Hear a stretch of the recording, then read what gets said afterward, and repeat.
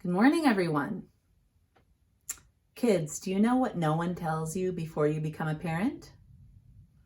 No one tells you just how many stuffed animals are going to fill your house up. I brought some of our favorites here today to show you. This is Tasha. Tasha is a character in a TV show that the boys used to love. And we actually have two Tashas in our house because at one time, our boys could not share one Tasha. This is Mini Kiko, and Kiko is a dog friend of ours, owned by our friend Sarah.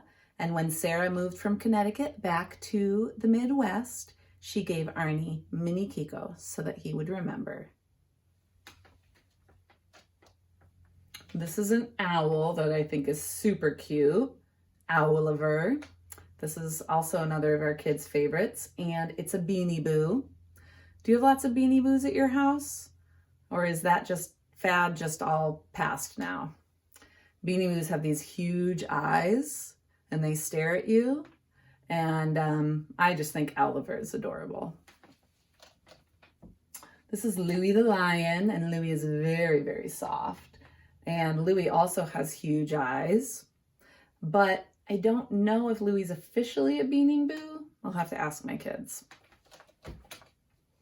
And this one is Lammy. And Lammy was one of my boys' very first stuffed animals.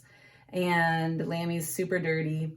And Lammy's hard for me to get rid of because Lammy holds a lot of sentimental value for me as a mom. I don't think my child cares at all about Lammy anymore, but this one's hard for me to get rid of. I wanted to talk about two of these stuffed animals today, the lion and the lamb, because today the phrase from our benediction that we're talking about is be of good courage. And often we associate lions with courage because we think to have courage, to be brave, we need to be strong and we need to have a lot of bravery. And we think of a lion doing a really brave thing. And so we have connected courage to lions. And I think that's okay. I think that's an okay thing to connect courage to is a lion. But I want to add something in there for you. And I want you to think about connecting courage with a lamb. And the reason is, we don't think of lambs as being strong and going and doing really brave things, right? They're not the predators. Lambs are soft, they're cozy, and there's a big word that I'm going to connect with them, and I'm going to say vulnerable. Lambs are vulnerable. They are more prone to being attacked, right? By a wolf or by a lion, but I want you to think about being courageous as being vulnerable.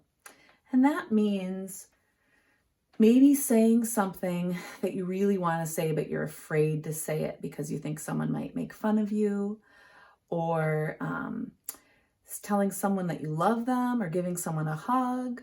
Opening your heart up to somebody is being vulnerable. And so when we say be of good courage, you can absolutely think of doing things that make you feel brave and strong, maybe taking a risk that's a risk you might not have taken before. But also, I want you to think about being vulnerable, just like a lamb, and that is also really courageous. So go snuggle with all your stuffed animals, use them up before your parents get rid of them.